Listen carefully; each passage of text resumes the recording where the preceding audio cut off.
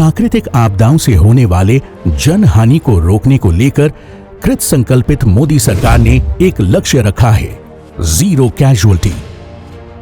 बचाव और राहत कार्य अगर समय रहते शुरू होगा तो जीवन की क्षति को हम कम कर सकते हैं।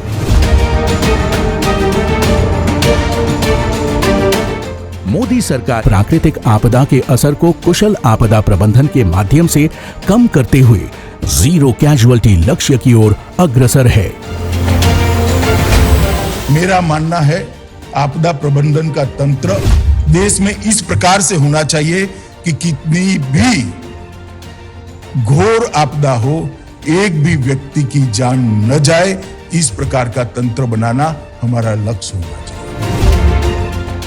इसके लिए गृह मंत्रालय ने एक समग्र और एकीकृत दृष्टिकोण अपनाकर आपदा प्रबंधन को अब प्रिवेंटिव और अर्ली वार्निंग सिस्टम पर आधारित किया है।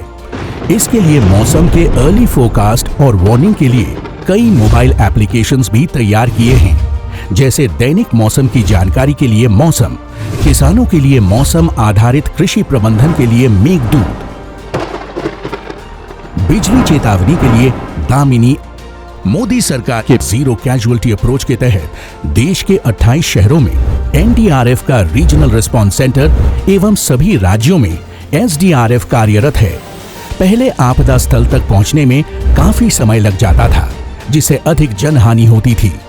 आज बेहद ही कम समय में आपदा स्थल पर मदद पहुंचती है।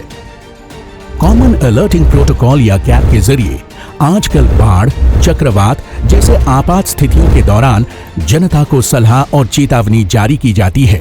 आपदा प्रबंधन की परिभाषा को विस्तार देते हुए पिछले 4 वर्षों में तूफान और बाढ़ के अलावा देश में आने वाले अन्य आपदाओं को लेकर भी गाइडलाइंस बनाई गई है, जैसे शीतलहर और धुंध से बचाव, भूस्खलन जोखिम को कम करना, भूकंप से सुरक्षा, छत को ठंडा करने के लिए नीति, दिव्यांगता समावेशी आपदा जोखिम कम करना, आपदा प्रभावित परिवारों के लिए अस्थायी आश्रय, ग्लेशियर लेक आउटबर्स्ट फ्लड से बचाव, हीट वेव यानी लू से बचाव के लिए भी गाइडलाइंस जारी की गई है।